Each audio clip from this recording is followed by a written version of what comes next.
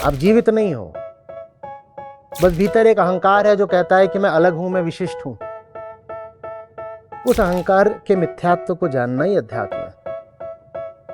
ये जो आपको जन्म मिला है, ये जानने के लिए मिला है कि आप जन्मे नहीं हो, आप अजात हो। कहते ना कि अगले जन्म में क्या होगा, अरे इस जन्म में ही कुछ नहीं है तो अगले में क्या होगा।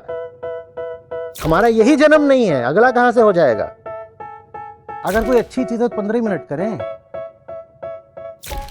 इतनी अच्छी चीज है, हमसे कहा जाता है ध्यान प्राणों से भी ऊंची बात है। अपनी अनुपस्थिति को ही ध्यान कहते हैं। हिंसा का केंद्रीय सरोकार स्वयं के प्रति ज्ञान से है। क्या मैं स्वयं को जानता हूं? अगर मैं स्वयं को नहीं जानता तो मैं जो भी करूंगा अपने लिए गलत ही करूंगा। ये खुद को पकड़ना, अपने ही भीतरी चोर को पकड़ना, यही आत्मज्ञान है।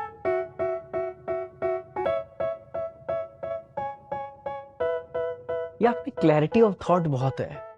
ये जो है ना, ये मतलब कभी कभी ऐसा लगता है ना कि यार कितना पढ़ना पड़ेगा, कितना समझना पड़ेगा टू हैव दैट। पढ़ने का तो वक्त ही नहीं मिलता।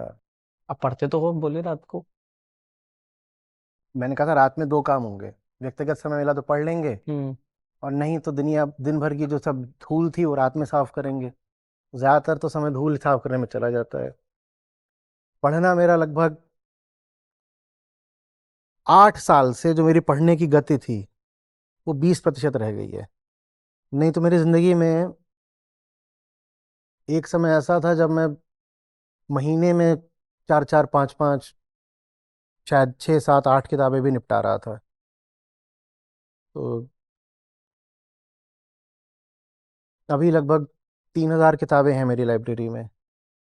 और ये इसलिए बता रहा हूँ क्योंकि उसमें से अभी कई 100 किताबें ऐसी हैं जो कई सालों से पढ़ी हैं पर मैं उनको पढ़ नहीं पा रहा हूँ। तो आप लोगों की सेवा में आने का एक व्यक्तिगत रूप से जो मुझे दुष्प्रभाव झेलना पड़ा है वो ये है कि, और बड़ी मुझे उसकी कई बार कचोट रहती है कि मेरी रीडिंग कम हो गई है। समय नहीं निकाल पाता। कई बार पढ़ने बैठो तभी कोई आ जाएगा, आचार्य जी ये बता दो। खुद नहीं आएगा तो मैसेज कर देगा कि फलानी चीज़ है। और जितने डिपार्टमेंट्स हैं सबको ही जवाब देना पड़ता है। बट फिर फायदा भी तो है, आपके थ्रू कितने ऐसे लोग हैं हाँ हाँ, बिल्कुल है, जो बिल्कुल है। जो आपने भी शुरू में मतलब व्यक्तिगत लाभ से कहीं बेहतर है कि आपकी सेवा कर दी जाए। तो इसीलिए पढ़ना थोड़ा पीछे की बात हो जाती है। कुछ अपने, दूसरों को क्या दोष दूं, अपने डिसिप्लिन की भी बात है। मैं चाहूँ तो कर सकता हूँ, कहीं ना कहीं मेरे डिसिप्लिन की कमी है। अध्यात्म। वही है, किसी को क्या बोले, अपनी थाली में छेद है। पर सर वो अच्छा भी तो है, क्योंकि कॉन्स्टेंटली आपको भी पता है इतना जानने के बाद भी देयर इज स्टिल और scope there is of just so much to improvement. No. मतलब क्लाइमेट ही इतना इतना बड़ा क्षेत्र है कि अगर मैं उतना पढ़ पाता जितना सचमुच पढ़ना जरूरी है तो मैं शायद आपको और बेहतर तरीके से कह पाता, फिर लोगों तक बात और बेहतर तरीके से पहुंच पाती। तो ये गुनाह तो मैंने किया है कि मैं जितना पढ़ना चाहिए उतना नहीं पढ़ रहा हूँ। मेरे साथ एक चीज होती है चारू जी, जैसे 4 बार कुछ चीजें पढ़ ली, एंड एक तो काम भी ऐसा ना कि आप छोड़ नहीं सकते उस चीज को। 4 चीजें पढ़ी, अब अगेन है तो इंसानी, पढ़ के बोर हो गए, समझ में आया कि अरे यार this is getting too much to my head, and then you would want to relax yourself. तो 20 मिनट के लिए कुछ अच्छा देख लिया, कुछ ऐसा मतलब कुछ भी। कभी कभी होता है कि दूसरा ही दिखा दे। नहीं देखिए, ज्यादा बड़ी समस्या ये नहीं होती कि एक राह पर चलते चलते थक गए और अब रिलैक्स करना है। ये एक समस्या है ना, कि एक राह पर चले और बड़ी मेहनत कर दी तो थकान हो गई, हम उस थकान को समस्या मानते हैं। तो हम किताब का इस्तेमाल करते हैं थकान दूर करने के लिए, कि मैं अपनी राह पे चला और इतना चला, इतना श्रम हुआ कि थकान हो गई, तो अब मैं किताब ले रहा हूँ रिलैक्स करने को। मेरे देखे थकान समस्या नहीं है, मेरे देखे समस्या है गलत राह। कहीं ऐसा तो नहीं कि तुम जिस राह पे इतनी मेहनत करके चल रहे हो वो राह ही तुमने गलत चुन ली है। तो मैं किताब रिलैक्स करने के लिए नहीं पढ़ता, मैं किताब इस बात का मूल्यांकन करने के लिए पढ़ता हूँ कहीं राह ही तो गलत नहीं हो गई। किताब एंटरटेनमेंट नहीं है कि वो आपको रिलैक्स कराए। किताब वो होनी चाहिए जो आपके सामने आईना बन के आए, जो आपको बताए कि देखो चल क्या रहा है तुम्हारे साथ, जिससे तुम नावाकिफ हो, अनभिज्ञ हो। ज्ञान जितना ले सकते हो आप उसमें। भीतर झांकना है। बाहर का ज्ञान तो गूगल आया बहुत सुलभ हो गया, और अब तो लीजिए चैट जीपीटी है, कितना ज्ञान चाहिए आपको, सब मिल जाएगा बाहर का ज्ञान। समरी मिल जाती हाँ चीज। हाँ। लेकिन जो भीतर का ज्ञान है वो आपको आपके अलावा कोई नहीं दे सकता। वो मेहनत तो स्वयं आपको ही करनी पड़ेगी अपनी ईमानदारी से, कि सच बताओ चल क्या रहा है, यहाँ क्या बैठा है, लालच बैठा है, डर बैठा है, मोह बैठा है, क्या बैठा है भीतर, मुझे देखना पड़ेगा। वो ईमानदारी, वो कृष्ण कहते हैं निर्मम ईमानदारी। निराशी निर्ममो भव, वो निर्मम ईमानदारी खुद ही दिखानी पड़ेगी। आपने सिस्टम बना दिया उतारेंगे। मेरे को एक मेरी दोस्त पूछती है कि अगर तुमको कभी इस वक्त के जहां जब तुम पैदा हुए, if you were given a choice in the last say how many years to be born, hypothetical है बिल्कुल, कि कभी इस पॉइंट के अलावा कभी और पैदा होने का मौका मिलता, तो आप कब चाहते कि यार मेरे को ये काल देखना था, ये टाइम फ्रेम में आई शुड हैव लिव्ड और बीन बोर्न? मुझसे पूछ रहे हो? मैं हाँ, डू यू अपना थिंक लाइक दैट कभी? नहीं? एक जन्म में ही बड़ी मशक्कत लग जाती है जानने के लिए कि आप पैदा नहीं हुए हो। आदमी एक और जन्म की कल्पना करे तो इससे बड़ा बंधन क्या होगा। ये जो आपको जन्म मिला है ये जानने के लिए मिला है कि आप जन्मे नहीं हो, आप अजात हो। उसको ही आत्मा बोलते हैं। आप अजात हो, नहीं जन्म हुआ है। आप सागर की एक लहर की तरह हो, उसमें जन्म क्या है। हम्म। लेकिन आप सोचते हो कि आप खास हो, कि भीतर कोई बैठा हुआ है जो जो जीव है, तो आप अपने आप को जीवित बोलते हो कि भीतर कोई जीव बैठा हुआ है। हम्म। तो आध्यात्मिक मुक्ति का उद्देश्य ही यही है कि आप जान लो कि आप जीवित नहीं हो। उसी को कहते हैं जीवन मुक्त होना। आप जीवित नहीं हो, आप बिल्कुल वैसे ही हो जैसे प्रकृति में कुछ भी और है, नदी, झरने, पहाड़। बस भीतर एक अहंकार है जो कहता है कि मैं अलग हूं, मैं विशिष्ट हूं, मैं यूनिक हूं। हम्म। उस अहंकार के मिथ्यात्व को जानना ही अध्यात्म है। तो जब आप पूछोगे कोई और जन्म या पुनर्जन्म, हम्म। तो हम कहेंगे जब यही जन्म नहीं है तो अगला पिछला जन्म कहां से आ गया। कहते हैं ना कि अगले जन्म में क्या होगा। अरे इस जन्म में ही कुछ नहीं है तो अगले में क्या होगा। हम्म। हमारा यही जन्म नहीं है, अगला कहां से हो जाएगा। तो ये सब जो है, ये इसे मैं लोक धर्म बोलता हूँ। जो रूढ़िवादी मूर्खतापूर्ण धर्म होता है जिसका आम लोग व्यवहार करते हैं, उसको मैं लोक धर्म बोलता हूँ। तो ये सब लोक धर्म में चलता है, अगला पिछला जन्म। जो वास्तविक धर्म है, वेदांत श्रुति, वो तो समझाता है कि पुनर्जन्म का एक बहुत बहुत नाजुक, बहुत खास, बहुत बारीक मतलब होता है।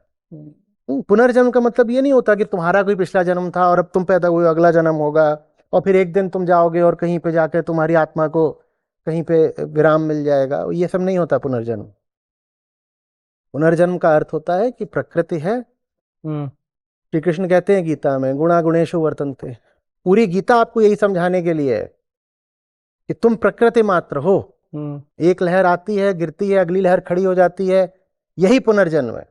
इसका मतलब ये नहीं है कि पिछली लहर का पुनर्जन्म हुआ और वो अगली लहर बन गई। तुम प्रकृति मात्र हो।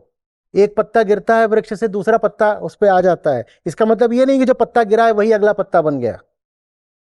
तो ये पुनर्जन्म का असली सिद्धांत है। पर लोक धर्म ने पुनर्जन्म के सिद्धांत को समझा कुछ नहीं, क्योंकि धर्म को हमने ज्ञान से तो बिल्कुल अलग कर दिया है ना। तो पुनर्जन्म इतनी बढ़िया बात है, लेकिन हमने उसके सिद्धांत को न समझ के उसको बिल्कुल विकृत कर डाला। और फिर उसमें हम, देखिए ना, आप बुद्धिजीवी हैं फिर भी ये पूछ रहे हैं, given a chance what would you like to be born as. My answer is when and what, वो भी जो भी है। पर उसमें एक बिलीफ है कि there is something called taking a birth elsewhere, है ना, ये सब है। तो उसमें ये तो है ही नहीं, है ना कि भाई, ये देखिए आप भी कॉलोनाइज्ड हैं। आप अपने आप को रेशनल थिंकर बोलते हो, अपने आप को बुद्धिजीवी बोलते हो, लेकिन लोक धर्म आपके भीतर भी बैठा हुआ है। बिल्कुल। आप जिन बाबाओं की निंदा कर रहे हो, उन बाबाओं का प्रोपेगेंडा आपके भीतर भी घुस गया है। ये बात हमें पता ही नहीं है। इसी बात को जानने को, कि हम पूरी तरह से कंडीशनड हैं, इसी को आत्मज्ञान कहते हैं। अगर कोई नहीं कर, जैसे मैं मेडिटेट नहीं करता, कोई भी लोग कहते हैं मेडिटेट करो, लाइक आप meditation is a good way to like start. आप मेडिटेट नहीं करते? मेडिटेट इन द सेंस कि कभी 15 मिनट कर लिया अच्छा लगता है, बट वही है कि रेगुलरली नहीं कर पाता। तो आप ये घंटे भर से क्या कर रहे हो? तो ये मेडिटेशन है, मतलब तो काम है। मैं ऐसे डाउट में पूछ रहा हूँ। अरे नाम दिया जाए तभी मानेंगे क्या कि मेडिटेशन है? यही मेडिटेशन है।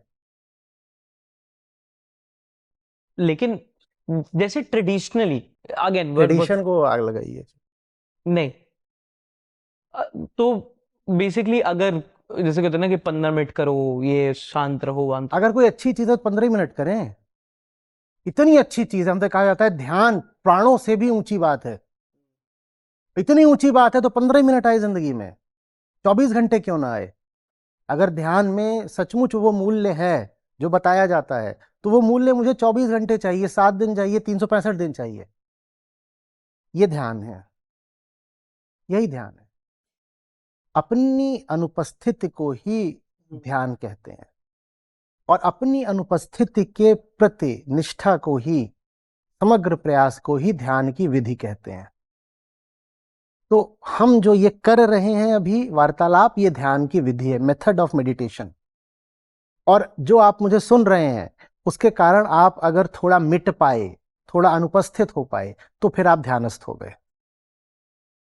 पर आपने ट्रैवल इतना जो किया है, जनरली मानते, मैंने भी नोटिस किया, ट्रैवलिंग आपको एक सेंस में, पता नहीं वो डिफाइन नहीं कर पाया मैं, लेकिन वो ग्रो तो कर देता है, एक personality development just by seeing different things, meeting different people.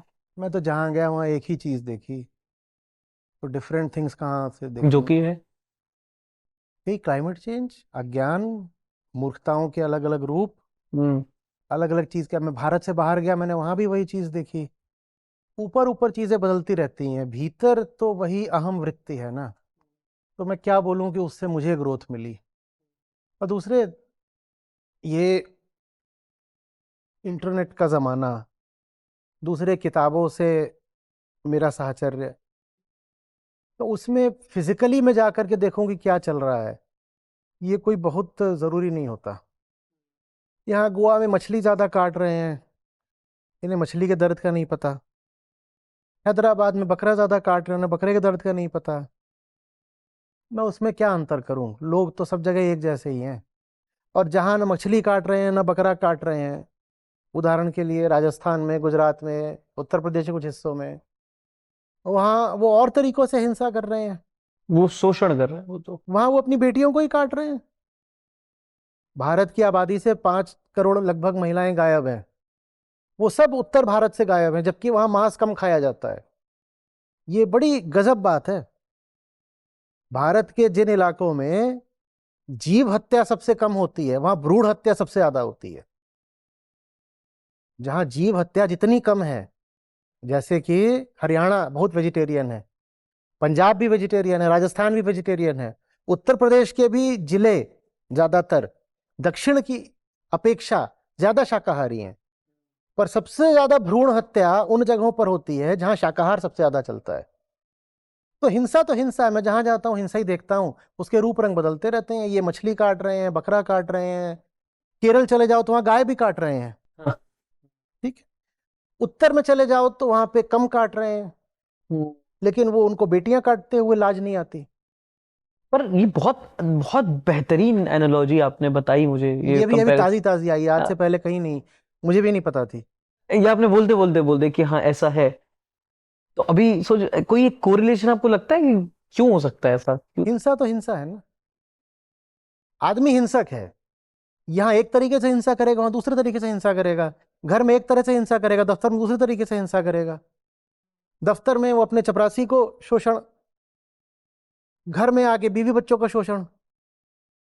जो धार्मिक है वो धार्मिक तरीके से शोषण करेगा, जो अपने आप को नास्तिक बोलता है वो दूसरे तरीके से शोषण करेगा। शोषण तो सभी करेंगे। जब तक भीतर ज्ञान नहीं है तब तक व्यक्ति हिंसक तो रहेगा ही रहेगा। हाँ, हिंसा के रूप रंग तरीके अलग हो सकते हैं। ये फिर क्या, लाइक इनेट क्वालिटी है जो अंदर रहती है लोगों के, जब तक आप एक कॉन्शियस में नहीं रहो कि हमें अपने आप को करेक्ट करते रहना है, तो डू यू थिंक हिंसा दैट का इज? अर्थ ही है कुछ ऐसा करना जो तुम्हें चैन और मुक्ति की ओर नहीं ले जा सकता। यही हिंसा है। हिंसा का प्रारंभिक संबंध केंद्रीय सरोकार दूसरे के प्रति आपके व्यवहार से नहीं है कि मैंने आपको डांट दिया तो यह हिंसा है।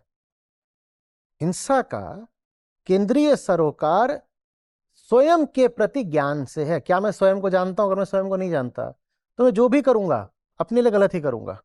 उदाहरण के लिए, अगर मैं नहीं जानता, मैं बहुत स्थूल उदाहरण दे रहा हूं ताकि समझ में आए, मैं अगर नहीं जानता कि मेरा वजन ज्यादा है, तो मैं यहाँ बैठ करके खूब खीर पकौड़ी और पूड़ी हलवा उड़ाऊंगा। हो गई ना हिंसा, क्योंकि मैं जान ही नहीं रहा हूं कि मुझे कुछ बीमारी है। वो बीमारी क्या है? कि मेरा वजन ज्यादा है। बीमारी क्या हो सकता है, मेरे भीतर मधुमेह हो पर मुझे पता नहीं अपनी बीमारी। जब मुझे अपनी बीमारी नहीं पता तो मैं जो भी कुछ करूंगा मेरे प्रति हिंसा ही होगा। समझ रहे? यही बात आत्मज्ञान की है। जब आप स्वयं को भीतर से नहीं जानते तो आप जो करते हो आपके प्रति हिंसा होता है। और सृष्टि का नियम यह है कि जो व्यक्ति अपने प्रति हिंसक है वो स्वतः ही दूसरे के प्रति हिंसक हो जाता है।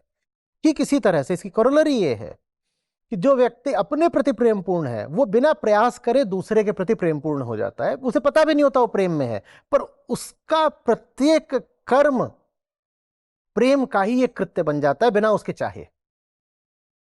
और जो ज्ञानी नहीं है वो कहे कितना भी प्रयास कर ले कि मुझे दूसरे के लिए प्रेम करना है, दिखाना है, प्रदर्शित करना है, वो प्रेम के माध्यम से भी हिंसा करेगा। और बताइए। बस मेरा तो जो भी था, अब एक एक वो मिला है, जैसे होता है ना कि अगर ये इंटरव्यू मैं खुद देखूंगा आई रिफ्लेक्ट अ लॉट। अच्छा ये है, this it's been a learning experience कि हाँ these are the things which I don't know, these are things I can improve on. ये ऐसी चीजें हैं जो सीख सकते हैं। अ, पर जो आपने वो बात, जो आपका कोर है, it is a little difficult to understand initially कि आप अध्यात्म के बारे में जब बात करते हो ये है, एंड आपको तो रोज करना पड़ता होगा। पर जब आप उसको कोर एसेंस में देखते हो, चार चीजें इंटरलिंक होती हैं, तो एक लेवल पे आता भी है दिमाग में थॉट की फिर तो कोई किसी चीज का फायदा नहीं है, बट देन यू नो कि यार जब जो है तो है core problem, however daunting it may seem, it is what it is. तो वो एक चीज जो है वो मैं सीखा हूँ ये अभी। चीज ऐसी है जिसको शायद शुरू करना मुश्किल लगता है क्योंकि हमारे पास हमारे पूर्वाग्रह होते हैं, प्री एग्जिस्टिंग कॉन्सेप्ट्स होते हैं। बिल्कुल। पर अगर कोई थोड़ा सा नम्रता श्रद्धा के साथ इसको थोड़ा समय और श्रम दे दे हम्म। तो बहुत आसान हो जाता है। बल्कि हैरानी होती है कि सब चीजें इतनी जुड़ी हुई थी आपस में और बस एक बटन से सारी बत्तियां जल जाती हैं। हम्म। बड़ा आनंद आता है। समझने में कि कैसे चल। सब आसान हो गया ना, एक बटन से सब चलता है फिर। ठीक है, तो फिर दो थोड़ा अपने उस चीज पर ध्यान दूंगा कि क्या सोच रहा हूँ, and in terms of greed. But बहुत बहुत कोर भी है ना, इन्हें फंसा हुआ है आपके अंदर, आप उसको आई। इसको निकालने की जरूरत नहीं है, हम्म। ये एक्नॉलेज करने की जरूरत है कि फंसा हुआ है। उसको एक्शन में देखने की जरूरत है। I just cot it acting. देखो अभी वो काम कर रहा था, मैंने उसको देखा। हाँ हाँ हाँ, भीतर कोई था जो अपनी बात मनवाने के लिए दुराग्रह मानने झूठ बोलने को तैयार है। और मैंने अभी अभी देखा वही कर रहा है। मैंने अभी देखा कि कोई कोई सहायता के बहाने अपनी वासना पूरी करने के लिए लगा हुआ है। हम्म। दिखा रहा है सहायता कर रहा हूं, खुद को भी यही जता रहा है कि सहायता कर रहा हूं, पर मैंने देखा कि पीछे का उसका मंसूबा जो है वासना का है। ये खुद को पकड़ना, अपने ही भीतरी चोर को पकड़ना, यही आत्मज्ञान है। और वो एक कांस्टेंट वो प्रोसेस है। लगातार है, क्योंकि चोर को तभी तो पकड़ोगे जब वो काम कर रहा होगा। अब आप बैठ गए, हाँ चोर को पकड़ना है, तो कहां से पकड़ में आएगा? The thief can be caught only red handed and in action. आप अपने साथ भी होते हो, देखते हो ऑन अ डेली बिल्कुल बेसिस। लगातार, एकदम।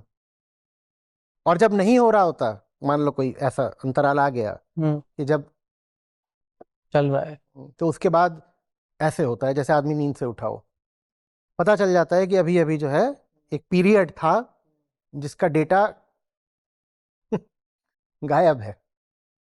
मतलब क्या, कैसे यू डोंट थिंक उसके बारे नहीं, में? थिंकिंग की बात नहीं है। सजगता का अर्थ कुछ नहीं होता, वो बस एक प्रकार की आजादी होती है। वो कैसे समझाऊं मैं उसको, अनिवर्चनीय कहते हैं उसको, ऐसे नहीं समझाया जा सकता। अनिवर्चनीय। हम्म। एक तो हिंदी भी बहुत अच्छी है आपकी। उसके लिए कोई और शब्द, अब मैं बोलूं इनडिस्क्राइबेबल, तो वो थोड़ा। ये भी अपने आप में कितना बड़ा कॉन्फ्लिक्ट है, नहीं कि मैं अनिवर्चनीय नहीं समझ पा रहा हूँ, हम्म। मैं इनडिस्क्राइबेबल समझ जा रहा हूँ, जबकि मेरी कोर जो भाषा है, जो मातृभाषा है, जो मैं बोल के पढ़ा हुआ हूँ, सीखा भी नहीं हूँ, हिंदी ही है। उसमें भी जो सही शब्द है वो है इनएफेबल। तो अगर मैं वो बोल दूं तो अंग्रेजी भी नहीं, हिंदी भी नहीं। फिर तो और डाउट हो जाए। तो फिर मुझे लोक भाषा से, जो इंग्लिश होती है, उससे कोई शब्द खोजना पड़ता है।